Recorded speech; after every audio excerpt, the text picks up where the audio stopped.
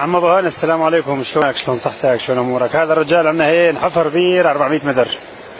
400 متر صارت المي تطلع لحالها. شايف؟ شوفت عينك.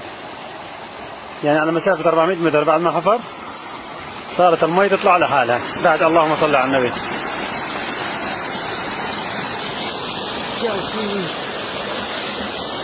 يعني تقدر تقريبا شيء 20 انش.